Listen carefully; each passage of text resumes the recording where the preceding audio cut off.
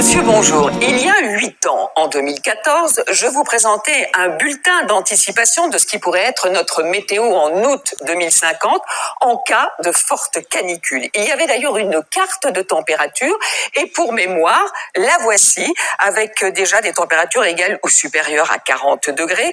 Alors, ces cartes étaient élaborées par des spécialistes, ce sont des prévisionnistes du service de climatologie de Météo France qui travaillent en permanence sur l'évolution du climat. Donc, me direz-vous, qu'en est-il aujourd'hui pour ces prévisions de 2050? Ont-elles changé?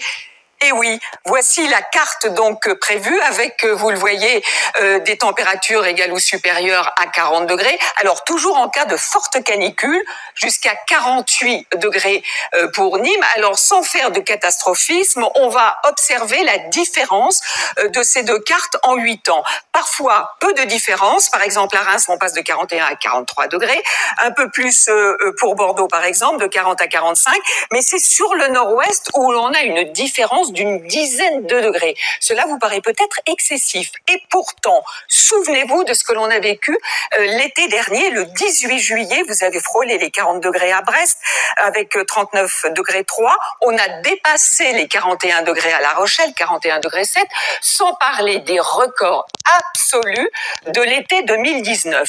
Le 28 juin, à Vérac, 46 degrés, c'est dans l'Hérault.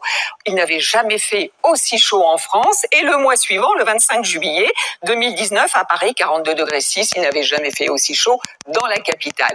Alors, tous ces exemples du passé nous prouvent bien l'accélération du réchauffement climatique et l'importance, la nécessité d'agir pour notre planète.